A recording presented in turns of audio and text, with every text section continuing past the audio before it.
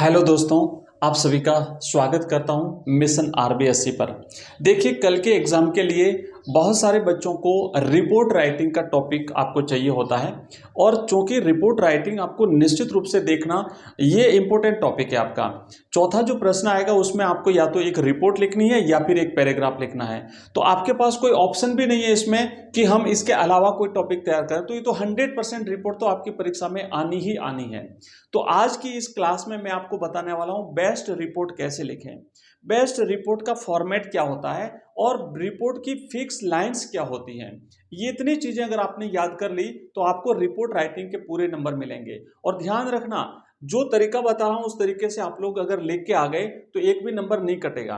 तो सबसे पहले तो आपको एक प्रश्न मिलेगा और वो प्रश्न क्या हो सकता है, वो एग्जाम में ये हो सकता है कि भाई आपने कोई प्रोग्राम देखा, क्योंकि रिपोर्ट हमेशा पास्ट टेंस में लिखी जाती है, इस बात का ध्यान रखना। रिपोर्ट उस टॉपिक पर लिखी जाती है जो एक्टिविटी, जो घटनाक्रम हो चुका है उस पर आपको एक रिपोर्ट लिखनी होती है। तो उसमें आपने जो आंखों से देखा है उसी को आप पास्ट टेंस में लिखते हैं, ये चीज का ध्यान रखना है आपको। अब क्या होगा कि फॉर एग्जाम्पल मान लीजिए आप किसी हॉस्पिटल में गए और वहां आपने अव्यवस्था देखी, उस पर आपको एक रिपोर्ट लिखने के लिए कह दिया जाए तो वो लिखना है। फॉर एग्जाम्पल आप किसी साइंस फेयर में, स्कूलों में जो विज्ञान के मेले आयोजित होते हैं वहां पर गए, आपने वहां जो कुछ भी देखा उस पर आपको एक रिपोर्ट लिखने के लिए टॉपिक दिया जा सकता है। आपके स्कूल में जो कल्चरल प्रोग्राम होते हैं या फिर जो एनुअल फंक्शन होते हैं उस पर आपको रिपोर्ट लिखने के लिए कह दिया जाएगा। किसी भी इवेंट पर जो रिपोर्ट लिखनी होती है वो रिपोर्ट बिल्कुल जो आपने देखा उसी के अकॉर्डिंग लिखनी है, पर इसका फॉर्मेट तो पता होना चाहिए, उसके बाद तो हम लिख देंगे। तो फॉर्मेट ये होता है कि सबसे पहले हमें क्या करना होता है, सबसे पहले हमें हेडिंग लिखनी होती है। तो ये बीच सेंटर में आप एक फ्रेज पेज से हेडिंग रिपोर्ट लिखनी है। रिपोर्ट क्या, जितने भी अपने जो कंपोजिशन है, चाहे वो शॉर्ट कंपोजिशन हो या लॉन्ग कंपोजिशन हो, हमें एक नए पेज से शुरू करना है, फ्रेश पेज लेना है, ठीक है ना, आधे पेज से शुरू मत करना।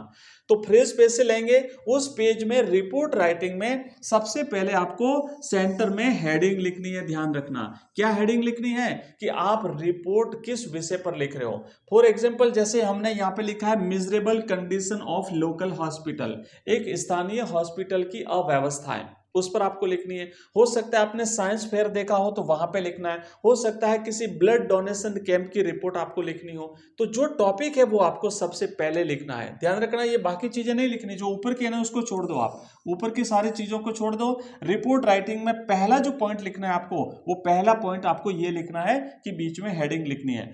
उस हेडिंग के बाद में जस्ट इस लाइन के जस्ट नीचे वाली जो लाइन है वहां पर रिपोर्टर का नाम लिखा जाता है बाय करके, तो आप लिखेंगे बी वाई, बाय, और आप अपना नाम लिख देना। ध्यान देना कि जो नाम आपको प्रश्न पत्र में मिलेगा वही नाम लिखना है। अगर वहां पे नहीं लिखा हुआ है नाम तो आप लिख सकते हो स्टूडेंट रिपोर्टर, STUDENT, स्टूडेंट, और रिपोर्टर, ये आप लिख सकते हो, ठीक है ना, ये बाय बाय करके। तो ये हो गया आपके रिपोर्टर का नाम, ये इसका फॉर्मेट है, ध्यान रखना यही फिक्स फॉर्मेट है। पहले हेडिंग, उसके बाद नीचे रिपोर्टर का नाम लिखना होता है। तीसरी चीज ध्यान देना कि उसके बाद में सबसे पहले जगह का नाम आता है। वो जो आप रिपोर्ट लिख रहे हो वो किस स्थान की रिपोर्ट है, तो प्लेस आएगा, और प्लेस के बाद में फिर आपको तारीख लिखनी है कि भाई वो आप जो रिपोर्ट लिख रहे हो वो किस तारीख की है। इतनी चीजें तो होती है फिक्स, ये तो इसका पैटर्न है। तारीख, स्थान और तारीख यहां पे लिखी जाती है। ध्यान देना ये यहां पे लिखा जाएगा।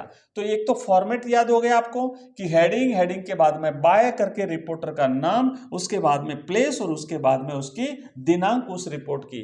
फिर आप एक एक करके उस पूरे घटनाक्रम का वर्णन कर देना। अब ये जो घटनाक्रम का वर्णन है ये हर टॉपिक का अपना अलग अलग होता है। ब्लड डोनेशन कैंप है तो उसके हिसाब से अलग होगा, एनुअल फंक्शन है तो उसके हिसाब से अलग होगा, अगर किसी हॉस्पिटल की बेड कंडीशन है तो उसके हिसाब से अलग होगा। तो अभी जो हम कर रहे हैं वो एक हॉस्पिटल की बेड कंडीशन के बारे में कर रहे हैं। तो क्या लिखना है अब आगे देखो कि yesterday I went to the nearby government hospital of our locality to see a sick relative। मैं कल हमारे एक लोकल हॉस्पिटल में गया था मेरे किसी रिलेटिव की स्थिति जानने के लिए, और वहां पर I was shocked to see the miserable condition there। वहां की दयनीय स्थिति देख करके मुझे आघात लगा। The entire hospital was crowded and mismanaged.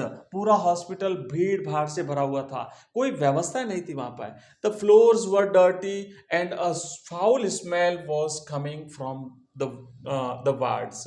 Patients were lying on the floor due to a shortage of beds. अब वहां पे देखो सारी चीजें हमको पता, हॉस्पिटलों में क्या क्या होता है, कैसी कंडीशन होती है। जैसे भी स्थिति आप देख रहे हो, अच्छी स्थिति है तो वो तो लिखने नहीं, लेकिन बेड कंडीशन पूछा तो बेड के बारे में आपको बताना है। ये सारी चीजें आप लिखोगे, उसके बाद में लास्ट में क्या करना है वो बता देता हूं, बस इतना सा लिखना है। ये आपका एक रिपोर्ट हो गई।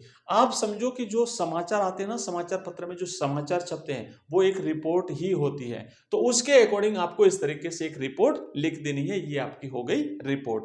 अब देखो रिपोर्ट को अच्छी तरह से मैंने आपको समझा दिया है। इसके बाद में मैं एक एडवर्टाइजमेंट आपको बता दूंगा कैसे लिखना है। उसके बाद फिर हम जो 2-3 टॉपिक बचे हैं और वो भी कर लेंगे, और बाकी सारे टॉपिक मैंने मेरे चैनल पे पहले ही बता दिए हैं। हम आप जो कंपोजिशन का, नोटिस का और वगैरह जितने भी लेटर के, राइटिंग के, जॉब एप्लीकेशन के, वो हम कर चुके हैं। ग्रामर के सारे टॉपिक हम कर चुके हैं, तो आप वहां पे वीडियो सेक्शन में जाएंगे तो आपको मिल जाएंगे।